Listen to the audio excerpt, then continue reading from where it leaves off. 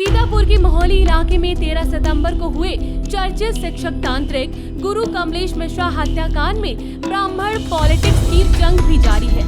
पहले आपके प्रदेश अध्यक्ष सभाजीत सिंह परिजनों को सांत्वना देने पहुंचे थे। अब सपा के पूर्व मंत्री अभिषेक मिश्रा शनिवार को पहुंचे। मृतक के बेटों अभिलाष मिश्रा व ऋषभ मिश्रा से मिलने के बाद सीतापुर पुलिस द्वारा किए गए हत्या के खुलासे पर ही शक जता दिया कि जिस तरह कमलेश मिश्रा की हत्या हुई उसमें एक व्यक्ति हत्या कर ही नहीं सकता। सपा के पूर्व मंत्री के जनपद दौरे को लेकर इस बार पुलिस प्रशासन ने कोई खास तवज्जो नहीं दी, नजर जरूर गड़ाए रखी।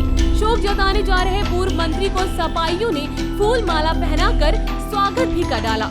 मोहाली पहुंचे पूर्व मंत्री के साथ सपा महिला सभा की प्रदेश अध्यक्षा गीता सिंह, अरुण दीक्षित मोनू, रमेश शुक्ला, देवनाथ यादव, नूर हसन, हर्षित पांडे, निराज अंसारी, प्रशांत गुप्ता, गौरव अग्निहोत्री, पुनीत पांडे, रजनीकांत रस्तोगी भी मौजूद रहे।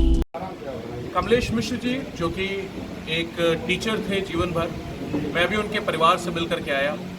पूरे मोहल्ले से कई साथियों से मुलाकात हुई।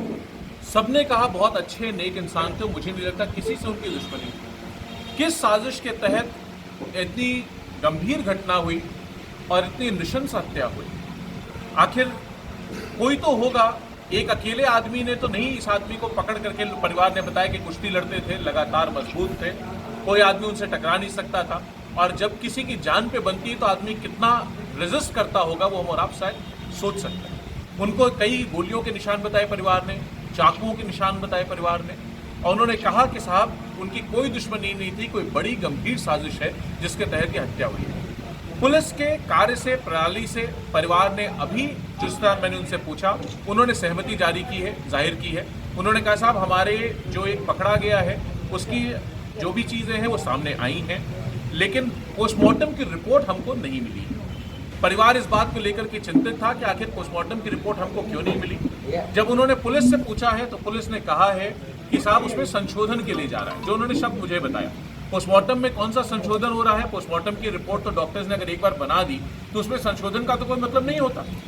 लेकिन जो भी है उसकी सच्चाई, उसको परिवार, अगर पीड़ित पक्ष है, उसके परिवार में किसी की जान गई तो उसको उसकी रिपोर्ट मिलनी चाहिए, ये उसका अधिकार है। इसके अलावा एक उन्होंने ये भी बताया कि कुछ दिनों से कुछ फ़ोन आ रहा था जिस फ़ोन पे वो झुंझला जाते थे। तो मुझे लगता है कि पुलिस ऑलरेडी उसकी कॉल डिटेल्स निकाल करके उस पर कार्रवाई कर रही है।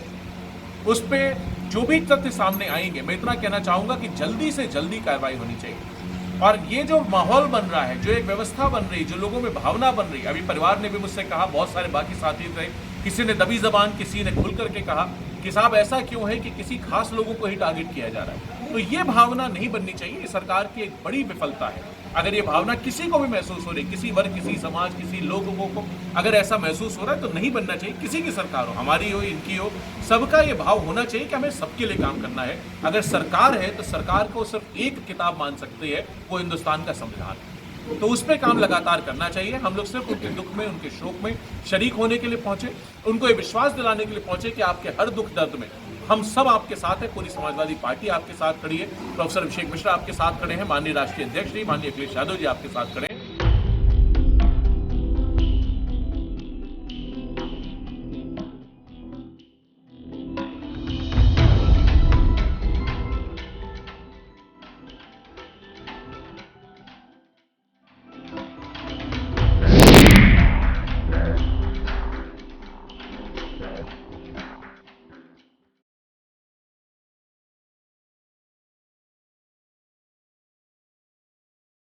खबर आपकी, नजर हमारी।